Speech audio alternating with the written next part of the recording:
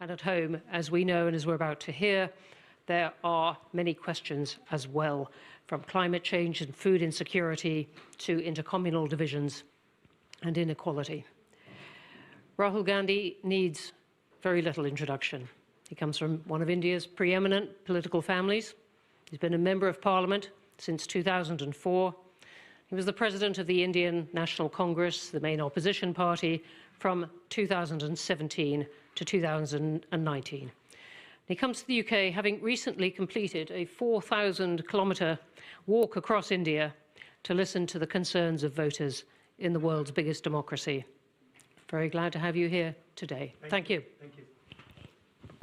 Thanks, Bronwyn, and thanks, Mr. Gandhi, for joining us today, and thank you all for arriving so promptly. Just a reminder before we get going that we are in Chatham House, but this event is on the record. It's not being held under the Chatham House rule, and it is being live streamed as well.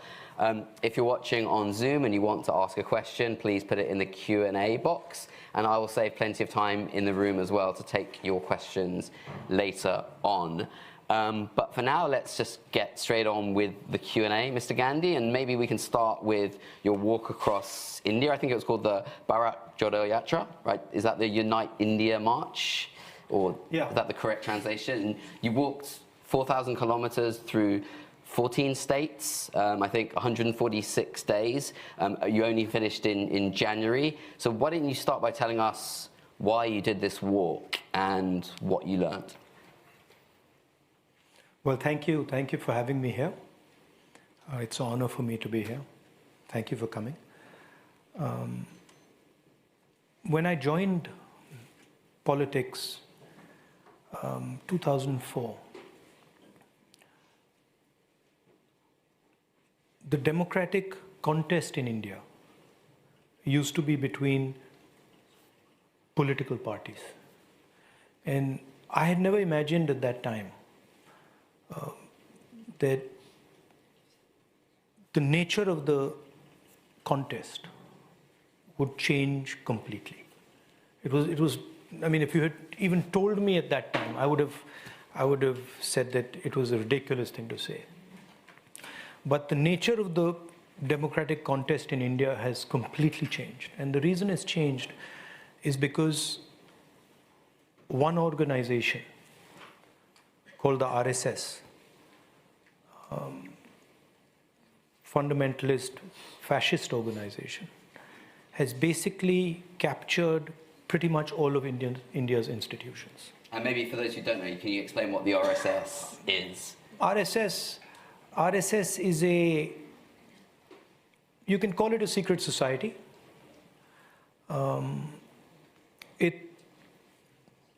It's built along the lines of the Muslim Brotherhood. And the idea is to use the democratic contest to come to power and then subvert the democratic contest afterwards. And it shocked me at how successful they've been at capturing the different institutions of our country. The press, the judiciary, parliament, election commission, all the institutions are under pressure, under threat, and controlled in one way or the other. So the conversation, the voice that was free-flowing, the debates, those have all stopped. Some of the biggest decisions taken, demonetization, which is demonetization of the Indian currency. We were not allowed to debate in Parliament. Right? The farmers' bills, where large numbers of farmers were out in the street, we were not allowed a conversation in Parliament. The GST, we were not allowed. When Chinese troops entered our territory, we were not allowed to have a conversation in Parliament. So that stifling made us ask ourselves a fundamental question. How do we communicate with the people of India when the media is biased, when the institutions are captured? And the answer we came up with in the Congress Party was this walk across the country, which has a tradition. The word is yatra, it's journey. But it's not simply a journey. It's a Indian idea of walking, of persevering, of listening, and of questioning oneself. And so we decided to do this. It was 4,000 kilometers, and it was quite an experience. It was a fun experience, painful at times, but we all learned a lot. And it placed on the table a different narrative of India, right? Not an angry, aggressive, violent narrative, which is currently deployed by the BJP, but a peace-loving, almost Gandhian, non-violent, open, accepting narrative. And I think that was the biggest success of the Yatra, that it clearly placed on the table a different vision of the country. And what did you learn while you were sort of traversing, the many diverse states of India, mobbed by people at different stages along the way? We learned many, many things. Well, the first thing I learned was that listening, especially listening to people, large numbers of people, is something very powerful. And I realized that as a politician, before my walk, I was not actually listening properly, right? As politicians, we start by telling you what we think. And we have a narrative in our mind, and whenever somebody says something, that narrative is shaping our conversation. Maybe we want to impress a little bit and say we understand, what you're trying to get at. So that instinct went silent. It went silent because, frankly, I had no choice. One, I had a knee problem, so my mind was like trying to calm my knee down. And second, the number of people was so big that it was no point. So after some time, I just went silent and I started to listen properly. And it was a very powerful experience for me. Taught me patience. And there was huge pressure. I mean, to give you an idea, 6 people died in the walk. Many people broke their legs, arms, because there's huge pressure of people. There were thousands, at times 50, 100,000 people walking. So it was a physical experience. The other thing I learned is that no amount of exercise makes you lose weight. It's like completely a myth. I mean, at the end of this thing, 4,000 kilometers, I go on the scale and I put on a kilo. I mean, so I'm like, okay, so it's totally diet. It's nothing to do with exercise. That's the other thing I learned. Yeah. And how has the walk been received politically? I mean, obviously, you did it for the reasons you said, but you're also a politician. You're seeking to win public support. There are national elections coming up in India. What's your sense in terms of how it's been received in terms of your own political position and Congress's position in India? It's transformational. It's transformational, certainly for the party, because it gave tremendous energy to our party workers, but it was also transformational for a lot of the people who are coming. And the powerful thing about it was the physical contact and the scale of the physical contact. And it was something, I've been to thousands of meetings, public meetings, conversations like this. It's a completely different thing, because when you're walking, and you're walking with, say, a farmer, or you're walking with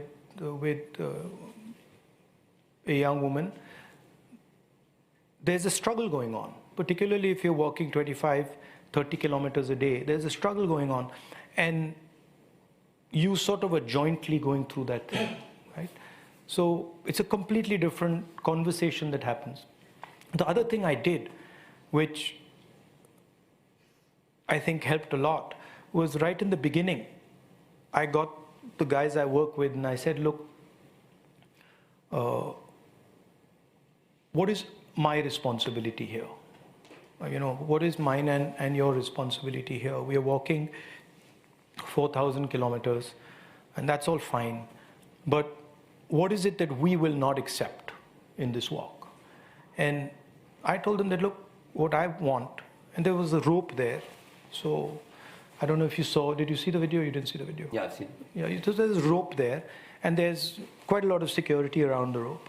So I told the guys that, look, whoever comes into this area to talk to us, and there were 125 of us walking, so it wasn't just me. I was in front, but there was 125, and these conversations were going on with everybody. And I said, look, whoever comes in, doesn't matter who he is, who she is, that person's got to feel at home, right? And the feeling I want us to generate is that when they leave this place, they feel that they've left home. So in my mind, it was not a political exercise. In my mind, it was a personal exercise where I was welcoming people like into this room and giving them a space to feel comfortable and talk, and also making it a personal talk, not a political talk. And we were successful at doing that because there was a lot of pressure, security people pushing and pulling. And so we created this sort of cocoon there where anybody came in, felt comfortable. And then some magic started to happen. Because the moment they started to see this, that there's this connection in the 21st century where, we're not going through the WhatsApp or we're not going through Facebook and all that. And there's this gentleman who's come here and these people who've come here and they're talking to us. Then the nature of the conversation changed completely. And most shocking conversations started to happen. Like the most personal things suddenly people were discussing with a stranger, really. So it became almost like either a friend or a brother, that was the type of conversation. So a lot of stuff came out. And you've talked a lot previously about the attacks on democracy in India, at a time when I guess there's a sense that globally democracy is under pressure. I mean, do you see any linkages there? Do you think there is some sort of global shift against democracy that's affecting or partly driving what's been happening in India? Or do you see the challenges in India as being pretty endogenous to India's particular political environment? They're linked for sure, but each country has its own history, its own philosophy, its own way of thinking about these things. So definitely there are two sort of visions of the planet emerging. I mean, that to me is clear.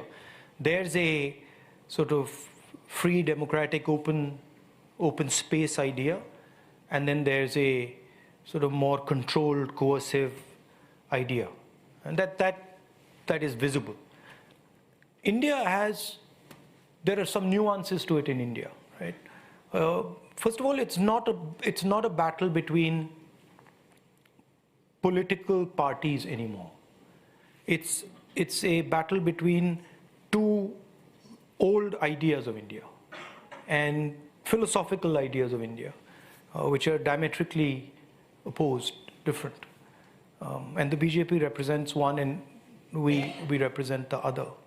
In India also there's the matter of caste, right, which doesn't exist, for example, in England or the United States. It's a very particular aspect of society. So it plays out differently, but it's sort of informed by what's going on in the rest of the world. And I mean, obviously, you're a politician. You've pinned a lot of the blame for what's happening on BJP and Narendra Modi's government. But are there bottom-up drivers, do you think, in India as well? It's not that I pin the blame on them. It's that I feel they operationalize it, right? So they are the mechanism through which it's happening. But I said in my Cambridge talk that I think the problem, well, when we walked, we heard basically three things. Well, four things.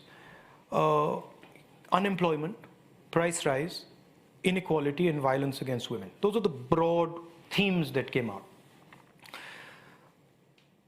But the real problem is the unemployment problem, right? And that's generating a lot of anger and a lot of fear. And I think the unemployment problem is happening because earlier, if you look at the 50s, 60s, 70s, 80s, there was a concept of production in the democratic environment, right? Countries like Britain, countries like India, America, they produce things, and there was manufacturing, there was production going on. And then for whatever reason, that was parceled out to China, right?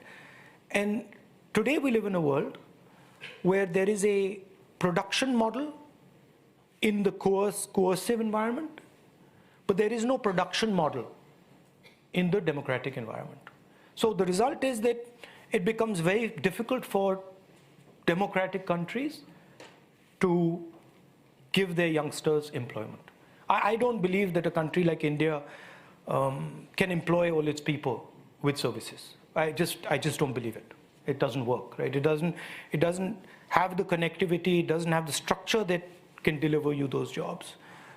So to me, the question is, can a democratic production model be rebuilt, and what does it look like, right? And I think that's at the center of what is creating the problem. And the problem is manifesting in different places differently. In India, it's manifesting along caste lines, along religious lines. I think we might come back to that economic question later if we have time on economic models. But obviously, the BJP would say to you that you're looking for excuses for why Congress hasn't been able to cut through.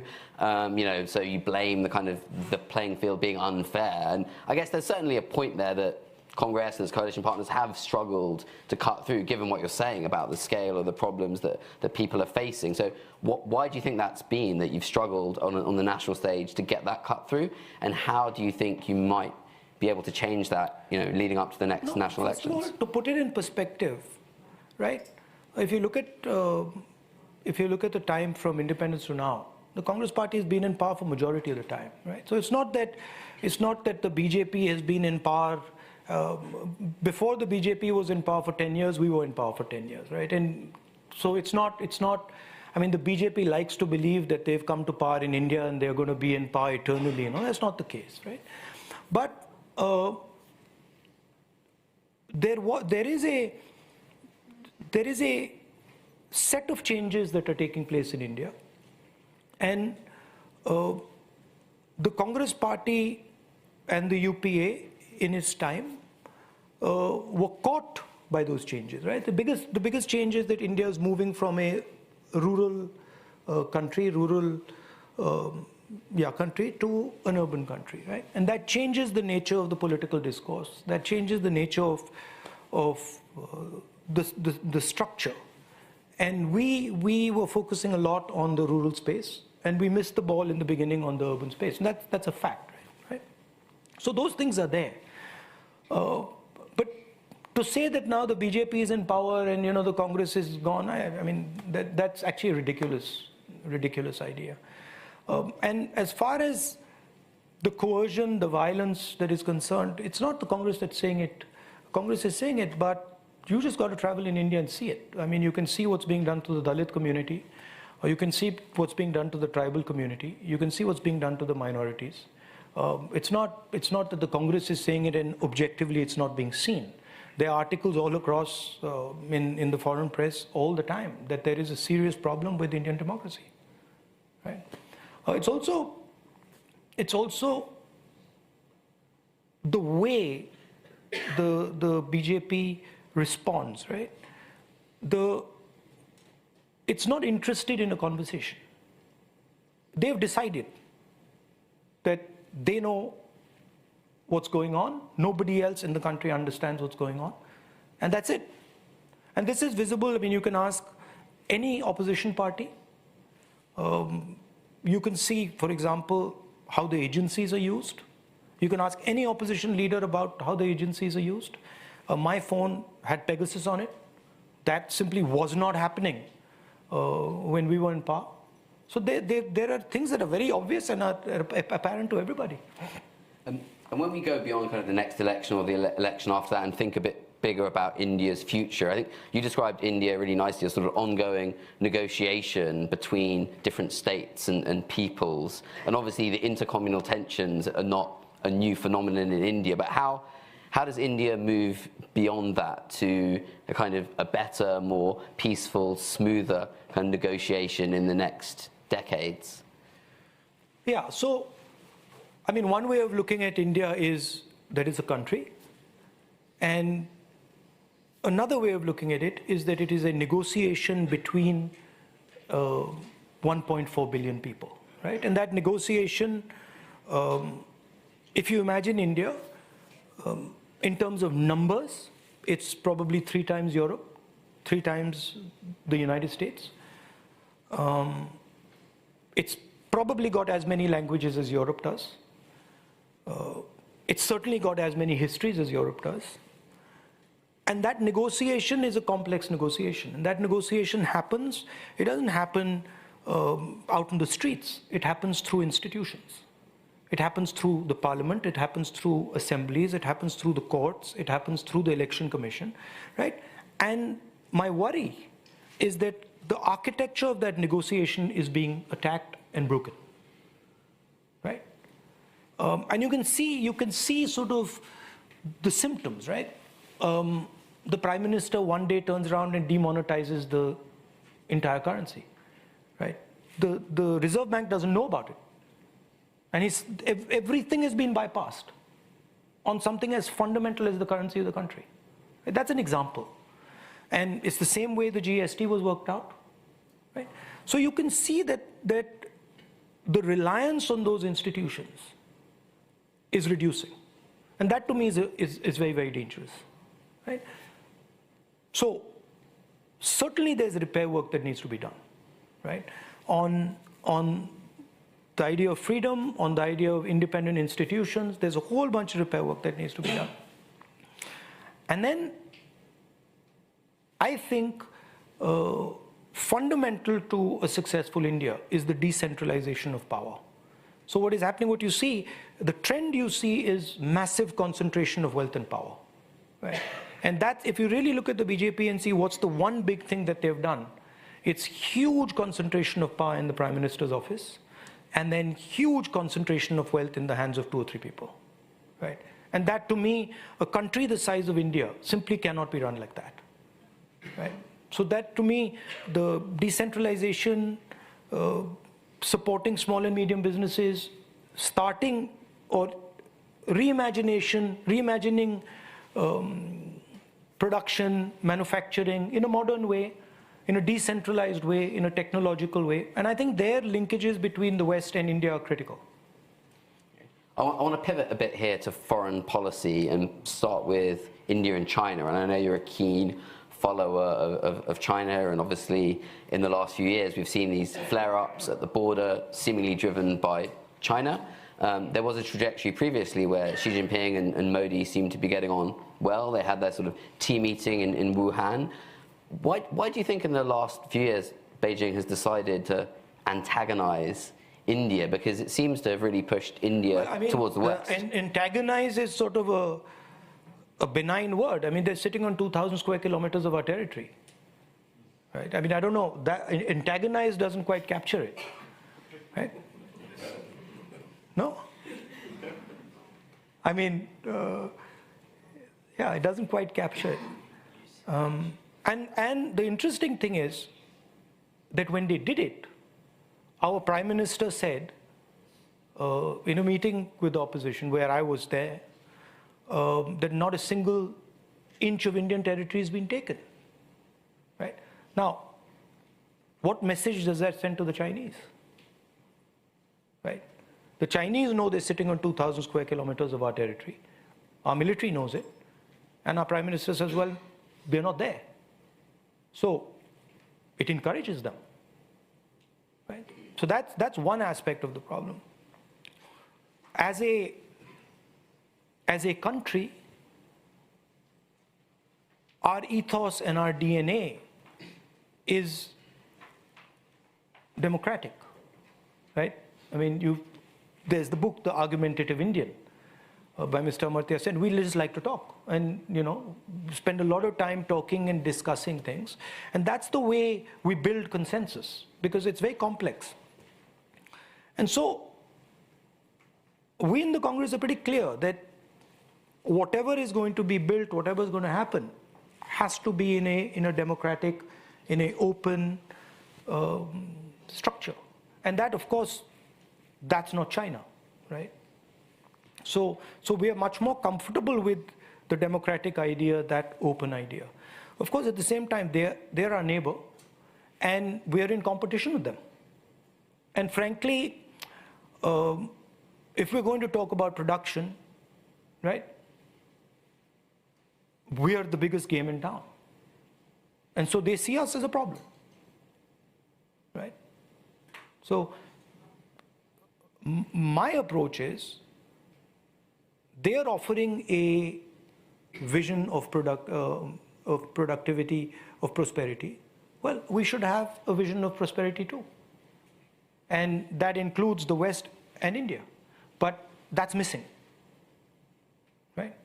So to me, that's where the work needs to be done. It seems to me that as someone who's lived a long time in Asia and watched the politics play out, it's going to be very hard to have a successful, productive Asian century if India and China are at loggerheads. So how can you foresee a rapprochement between India and China, and how might that happen? How could that happen? I mean, I don't know about rapprochement, but I do think that we have to have a vision for production, right? And I don't think it's going to look like the Chinese one. It can't. Structurally, we can't do that, right? So it's got to be a decentralized one. And I think you are going to have a level of competition between the two countries. There is going to be, on the margins, there's going to be a little bit of tension, a little bit of hostility, but I think it's very important that the lines are clear. I mean, they're sitting on 2,000 square kilometers of our territory, right? That's the fact. So what would a Congress government do about that? Well, I mean, we'll have to see when we're there in power, but I think making things clear, and certainly not denying that they're sitting in your territory to start with. And so you spoke earlier about sort of different visions of the world, and I guess a US-led vision you were implying, and maybe a China-led one. But what would an India-led world look like? Is it very similar to the sort of Western democratic ideals? Is it something very different? I don't know if I don't quite like the word led, right? I think it's a joint effort. Right? And I think there are components that the United States has, there are components that Britain has, there are components that India has, and they're valuable, right? So I think I don't like the idea that that's being led by that person, this is being led by that person. I like the idea of a bridge. So how can we imagine a bridge of prosperity between these systems and these ideas, where we have a role to play? We bring a lot to the table. You bring a lot to the table, right? And let's have a conversation about what those things are and how we can put it into practice, right? Yeah, I think the world is, in the 21st century, is connected enough where, the word led is problematic. So is it then that you're envisaging some more sort of more multipolar order where? No, of course, the United States is more powerful, right? So one cannot deny that the United States is powerful, but everybody is required. You can't in the 21st century say, we're going to exclude you. That's not a possibility. So now, what would the Indian elements of that bridge look like? A successful, in my view, it would invoke the ideas of Mahatma Gandhi. It would be non-violent. It would be sensitive. It would stand for some of those values, which India is very good at doing. It would respect other cultures. It would not be aggressive. It would try to listen to other perspectives. We're good at doing that. I mean, we have, in our philosophical structure, we have these ideas. We have this idea called shunyata, right? Zero, non-existence. So that can absorb everything. So those are the type of ideas that I would say that India brings to the table. And I want to ask about Ukraine, because it's obviously a massive issue in Europe. I think by and large Congress has supported, if I'm right in this, the Modi government's position of neutrality at the UN when it comes to the war in Ukraine. I mean, how do you think that stands with India's position as a democracy and wanting to provide democratic leadership and upholding, the ideals of freedom and sovereignty? I mean, I would agree with the foreign policy on that issue, and there's also an element of national interest. There are interests. We have to look after our interests. So they're there. But I'm against any type of war. I'm against any type of violence, and the sooner it ends, the better it is. And as far as the 21st century is concerned, a war like Ukraine, with the potential for unlimited escalation, is just downright dangerous. And we should be very careful that it's playing out in Europe. And everybody should try and do their bit to stop it.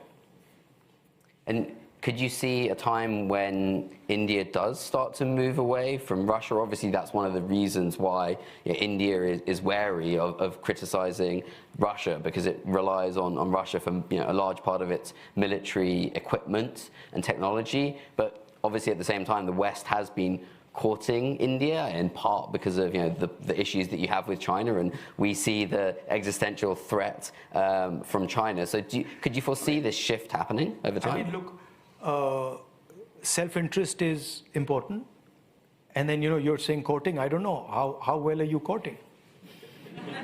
It depends. That's up to you. How well you court India. Yeah. So. And could you ever envision India that does move away from multi-alignment or non-alignment to kind of hard alliances?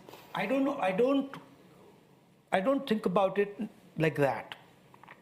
I think, what is it that we're trying to achieve? Right? Start from there. What is our problem? Our problem is we've got a huge population, and we need to give them jobs. We need to give them livelihood. We need to give them an imagination. And that's our primary job. Now, we will do whatever it takes to make that happen. And the best route to make it happen is what we'll be doing. We're not going to do anything that will damage the aspirations of our own people. We're not going to do something that is going to, damage their employment prospects. So every country looks at itself, looks at the problems it's trying to solve, and then works from there, right? I'm going to come to audience questions in a minute, just a couple more. I mean, firstly, on the economy, I mean, it seems to me that the model of industrialization and manufacturing, export-led growth that was very successful for Japan, Korea, Singapore in driving them to rich country status doesn't really work anymore because of changes in the rise of automation, potentially because of the fracturing of global value chains and some sort of shaving away of the benefits of globalization. So for India as well, which is such a big country, such a big domestic market and big challenges to employ its young people as well, what is the model do you see going forward for India to achieve the sort of rapid growth but also more equitable growth that your country needs? In my walk, I walked past a town called Bellary in Karnataka, and I literally walked past it. And some people over there said, look, this is a jeans producing center, okay? And please come and see what we're doing. So I spent half a day walking around Bellary and looking at this jeans production that they were doing. It used to employ 5 lakh people. So 5 lakh is 500,000, right? Today it employs 40,000 people. Right? it's essentially a network of skill, right? Whenever you walk in there, there are people who have huge amount of skill sitting there, and they're doing nothing, right? And then make that accessible to people, right? And those centers exist all across India. There's Bellary, Moradabad, everywhere. Almost every district in India has a skill base that is profound, right? But then what do we do? Or what is happening today? Huge concentration of wealth, huge concentration, complete control of the banking system by 3 or 4 large industrialists, and the skills just lying there wasting away. Those 4.5 lakh people today are unemployed, right? That Bellary itself, if it's aligned properly, if the banking system is made accessible to them, if you inject technology into that skill space, that thing, you'll be able to produce 1 million jobs there, right? So I don't agree that manufacturing per se is dead, right? I look at it by saying, okay, here is the skill. What do we need now to make sure that this skill translates into jobs, right? And then there are different areas. I'm not saying that there is no space for large business. Absolutely there is space for large business. But the level of monopolization that is taking place today is seriously problematic. It's problematic if you want to transform, if you want to give Indian people jobs. It's problematic if you want to have a productive vision for the country, right? So also, there's a huge scope for agriculture, right? Building a cold chain, modernizing the agricultural system. It's huge potential. It's wasted right now. So those are the type of things that one would look at. Last question I have before I go to the questions from the floor and online. You talked a lot on this trip and probably before as well about listening, and I agree with you, listening is an underrated quality in politics and diplomacy where most people prefer talking. So given we've got you here and we're all keen to listen, and you've been in the UK, I think, for a week or so now, what do you think we in the UK get most wrong about India? What don't we see that we should know to better understand India?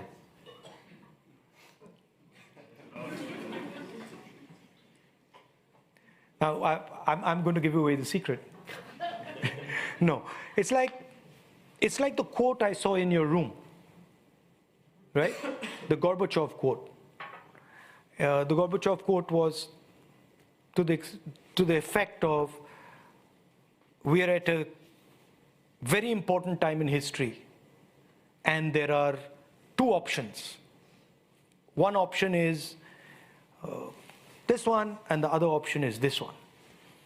That's just not how the Indian mind sees the world, right? The Indian mind just does not see the world in a binary way.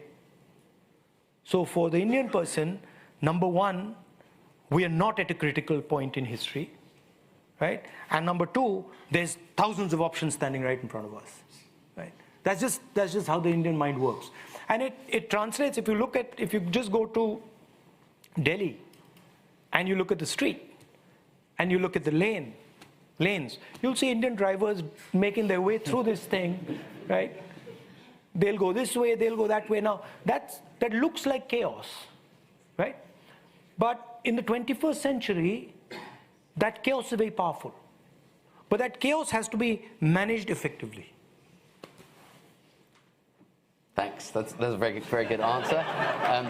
Okay, I'll tell you something else. Yeah. If you can, this is a concept that's difficult. And I'll try it.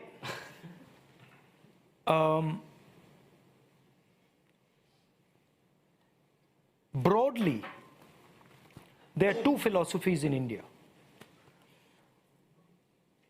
One believes in infinity, right? That says you will live forever, right? And the other that says you don't exist. Concept of shunyata or anatta in Buddhism, right? And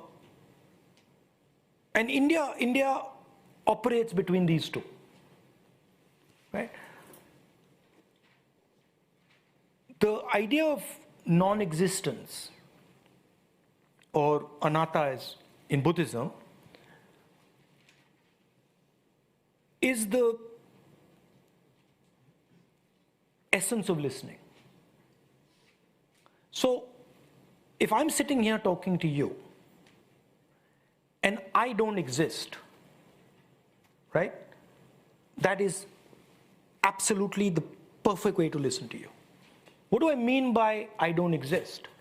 It means my aspirations don't exist. It means my fears don't exist. It means,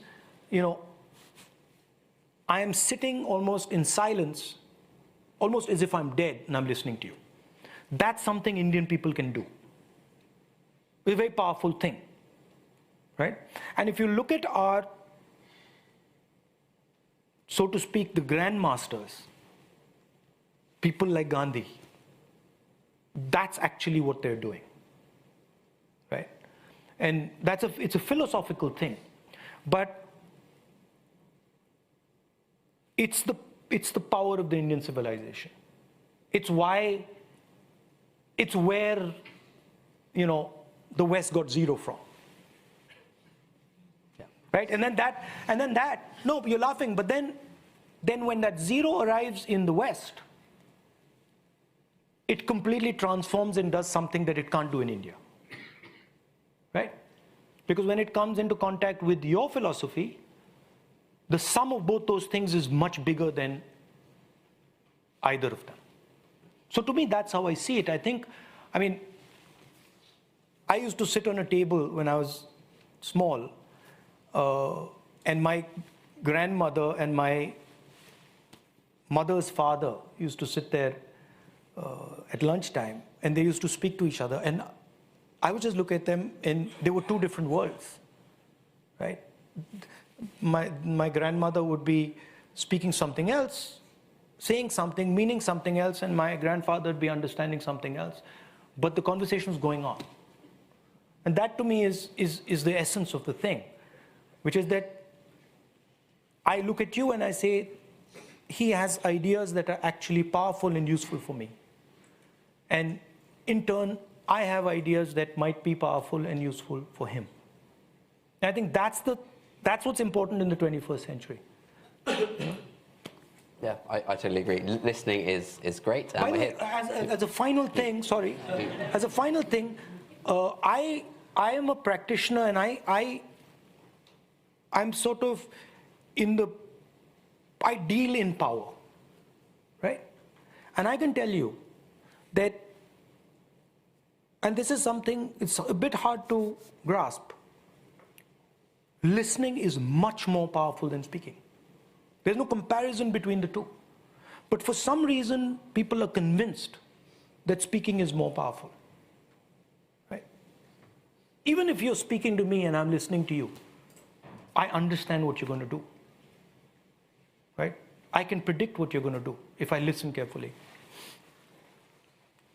Yeah, so many questions. The gentleman at the front, if you can tell us who you are and any affiliation, and yeah, the mic's coming to you.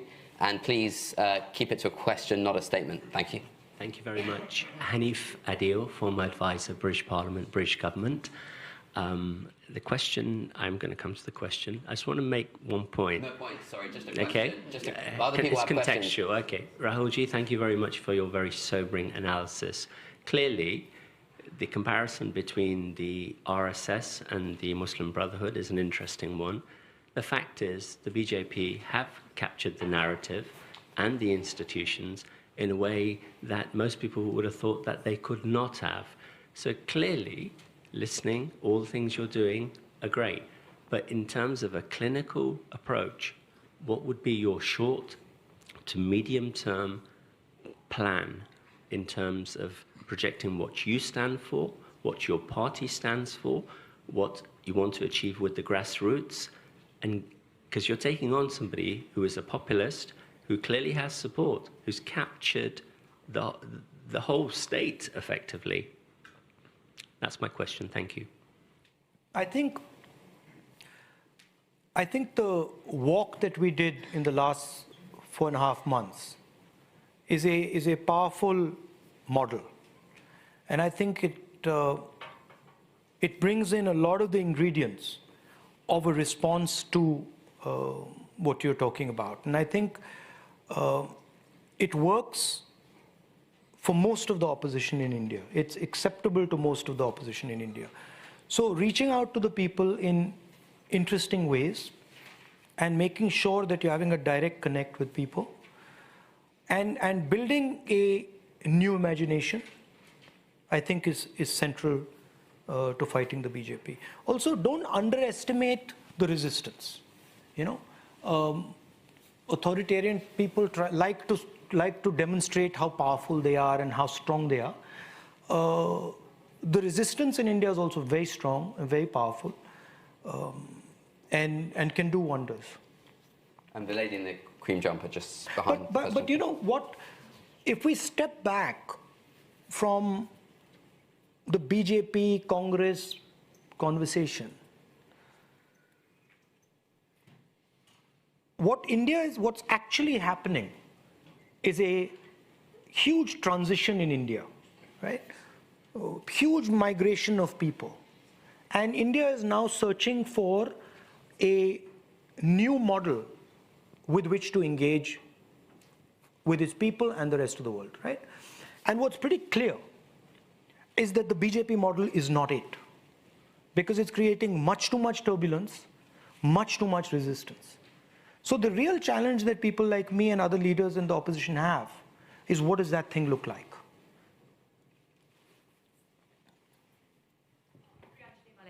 Mr. Gandhi, thank you for your candor and your plain speaking. You've spoken about democracy in trouble. You spoke about it just now, you spoke about it yesterday, and you expressed some surprise at the fact that Western European countries don't seem to have noticed that large chunks of democracy were falling away. So here's my question, two-parter. One, what are you, the Congress Party, but you also the opposition, planning to do about this?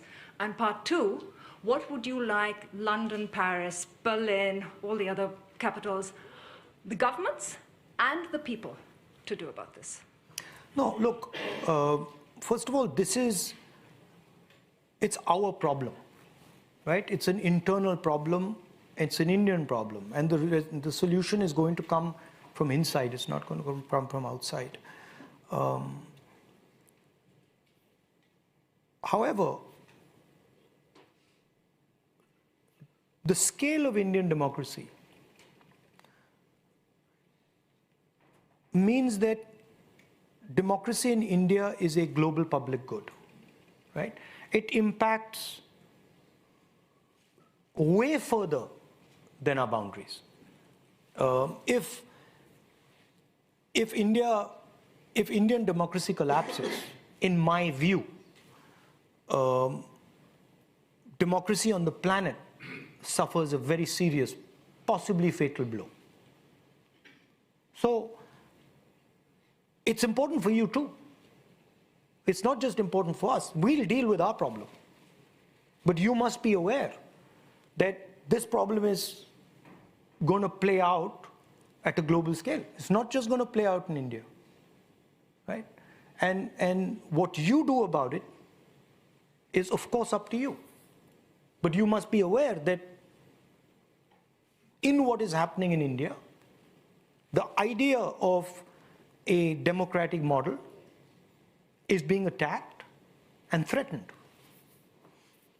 I'm going to ask an online question, quite a pointed one, from Saeed Badrul Ahsan, who says, would Mr. Gandhi agree that dynastic politics has by and large impeded the growth of democracy in South Asia, in India, Pakistan and Bangladesh? I mean, I think impeded the growth of politics. Of democracy in South Asia. No, I think the structures that are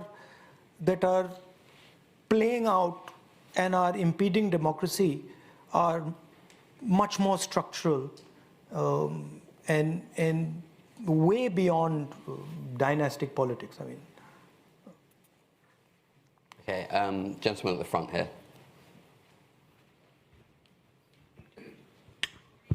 Thank you. Hi, Rahul. I had a question around And China. tell us who you are, sorry. Sorry, my name is Bharat. I'm from Rio Tinto. And Bharat. Bharat, yes. The question I had was around China. I think you're on record saying that this government doesn't quite understand the nature of the risk that China poses. And I'm just curious to understand what, in your estimation, is exactly the nature of that risk. And fundamentally, what are these guys not getting? Thank you. If you look at what has happened in Ukraine, right? The basic principle of Ukraine, the basic principle that has been applied in Ukraine is that the Russians have told the Ukrainians that we do not accept the relationship you have with Europe and America. And if you do not change this relationship, we will change your territory. We will challenge your territorial integrity, right? In my view, that is what is happening on the borders of my country. What China is threatening, China does not want us to have a relationship with the United States. And it is threatening us by saying, if you continue to have this relationship with the United States, we will take action. And that's why they've got troops in Ladakh, and that's why they've got troops in Arunachal Pradesh. So in my view, the basic idea behind the troops in Arunachal and Ladakh is similar to what is happening in Ukraine. I mentioned this to the foreign minister. He completely disagrees with me, and he thinks this is a ludicrous idea. It's fine. We have a different opinion. Yeah, the lady in the third row in brown jumper. Hello, thank you very much. Yes, no, it's me. Thank you very much. My name is Malini Mehra, and I run an international parliamentary organization that works on climate change. But my question is raised to you as a citizen of India. There are many of us in the international diaspora. There are something more than 20 million Indians in the international diaspora. You spoke about the need for India to address these issues by itself, not within its own borders, because you have the international diaspora. And many people like myself no longer... Sorry, I didn't. Which issues? The environmental issues? No, the issues facing India, the democratic despair that the country is in. So here is my question. And I ask it as someone who is one of possibly millions who no longer recognizes the country that they were born and raised in. And we would like to know what your message is. Is that a bad thing or a good thing? What do you think? No, I'm asking you. Why am I here? I don't know. I'm here because I am feeling wretched about the state of my country. Yeah. Absolutely wretched. My father was an RSS man, proudly so. He would not recognize the country, bless his soul. So for those of us who are outside of India, how can we engage? How can we re-empower our democracy? 20 years ago, I worked with Professor Amartya Sen. And Amartya didn't let go of his passport. I'm not getting rid of my passport, and I want to know what can we do to reanimate our democratic institutions. Well, I like your energy. No, it's very important. It's very important. And it goes to the point of the resistance. You see, the resistance is sitting here. No, I meant that the battle for the democratic institutions of India is, frankly, India's responsibility and no one else's, right? And it's something that we are doing. But you, of course, are Indian, so it's your responsibility as well, and you're part of that discussion. I think when you express yourself, I think what you said about your father being in the RSS and about him not recognizing our country in this conversation itself is a very powerful thing. Because for me to say it, people might feel, he's fighting the RSS, he's fighting the BJP, he might be biased, right? But for you to say it, it has a totally different impact. So you're by expressing yourself and by making your position clear, you're already helping in a big way, right? I think by telling people the values that you stand for, the values that are Indian and that you protect, by telling everybody in the rest of the world that India needs to go back to those values, you're doing the service. So thank you. I'm going to go to a question right at the back. The gentleman in the corner in the glasses, just behind the door. Thank you. And then I'm going to come to this side next. Hi, my name is Shoaib. I'm just a keen follower of the Indian politics. First of all, Rahul, thank you very much for giving someone else the opportunity to become the president in your party. And the second question is, do you think to implement your philosophy and your vision of the Indian politics, probably you need to win the elections. And to win that elections, you need to defeat BJP. But do you think with Mr. Kharge as a party president, you are well equipped to defeat BJP in the next elections? Look, Mr. Kharge was elected as president in a election that took place in the Congress party, and he is the president of the Congress party. We're all working together to fight the BJP, and I'm extremely confident in Mr. Kharge's capabilities and his expertise. I don't know if you know his history. Do you know his history? I mean, he was a Congress worker. He's been a Congress worker for many, many years, and he's come up the ranks, and he's an extremely capable, dynamic person. So I'm very confident in his leadership. I'm going to come over here. Maybe the gentleman at the front in the hoodie. Hi, I'm Sriram. I'm a Chatham House member. I just wanted to ask you, so is there any type of new policy like how Jawaharlal Nehru ji introduced the non-alignment movement policy? Is there any changes that you want to introduce in the Indian foreign policy? As I said, the principle of foreign policy is unfortunately self-interest, right? And any Indian government would pay attention to that. So in answering that question, the first step is what is important to us as a country, right? What are we trying to do?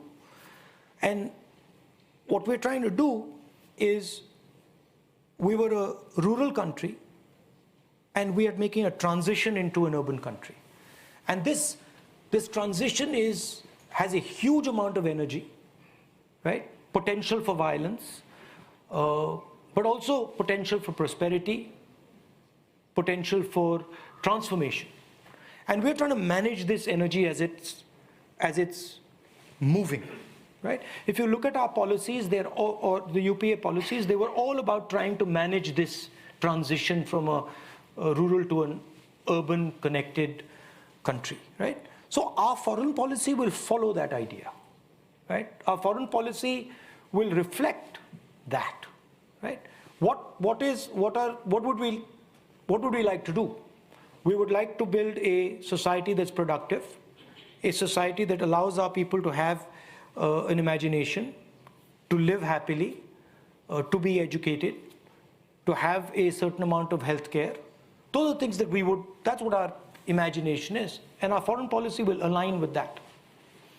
I've got a question online about climate change from Arita Segal, who says, what is your vision on decarbonising India when China controls so much of the supply chain, I guess, for renewable energy? See, I mean, on the climate change issue, interesting thing I noticed in the walk was that pretty much everywhere we went, they were speaking about climate change, but they were speaking about it locally. So they were saying, look, it's terribly polluted, the water's very bad, it's got fluoride in it, but they were not making the connection between their local problem and the global problem, right? So I was thinking that it's important in India that we start to push that idea that this local problem is connected to the global problem. So that's one aspect of the yatra that came out. On, what is the vision for carbon? These things are not things that one person visualizes and suddenly says, this is my vision for carbon. I mean, that would be insanity, right?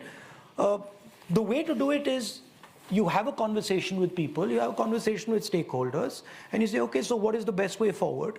And that's an evolving conversation. A lot of people they think that leadership is about, sitting there and just coming up with these ideas, and it doesn't work like that. It's about talking to people, understanding, what the best, most optimal outcome is, and then heading slowly in that direction. Yeah. Gentleman here in glasses, at the third row, in the middle block. Thank you. My name is Ed Harun, and I'm just a member here. But I wanted to ask you I know there were a lot of conversations about the narrative being taken over by BJP and RSS views, and we spoke about the challenges China brings about. But I wanted to ask you, would your views or Congress views differ from BJP's on Pakistan, and if there's any difference? I mean, my personal view is that it's important that we have good relations with everybody around us, right? But that also depends on the actions of the Pakistanis. Now, if the Pakistanis are promoting terrorism in India, that becomes very difficult to do, right? And that does happen. We've got time for one more question. I think the lady here in the fourth row in this block here. Last question. Yeah. Hi, my name is Varsha Varghese. I recently graduated from SOAS University of London, and I come from Kerala. So my question is, during the Bharat Jodo Yatra, you mentioned you listened to many people. And as much as I value the importance of listening, when people come to you, they look as someone who has a possibility of changing their lives or improving their lives. So as someone who has a possibility of becoming the future Prime Minister of India, what do you think? What actionable plans would you undertake? I mean, that's a very wide canvas you've given me. I mean, in what space? This is something I could possibly improve, or this is something that I should do if there is an incident that has touched you or anything. In the yatra? Yeah.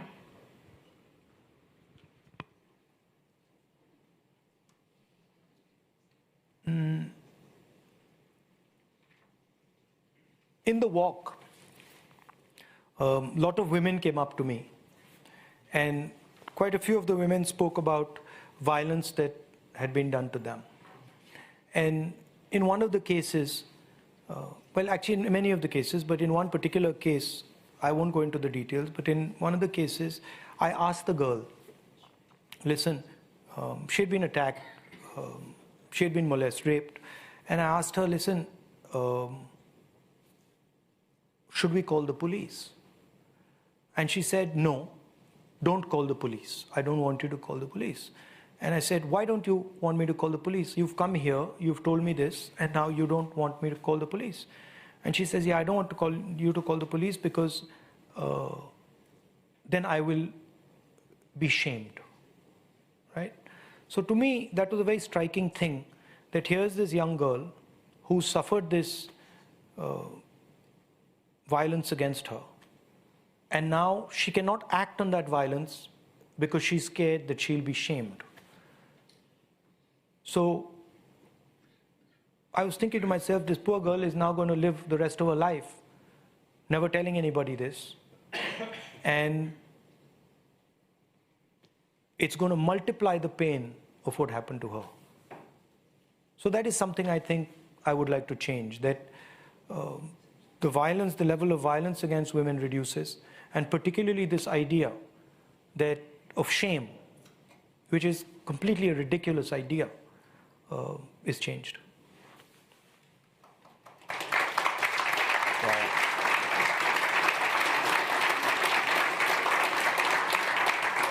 thank you everyone for joining us today. Thank you, Mr. Gandhi, for your time and taking all the questions. I'll certainly do my best in future to not exist in the right kind of way and listen better. But yeah, please join me again in giving another round of applause to Rahul Gandhi. Thank you. Thanks so much.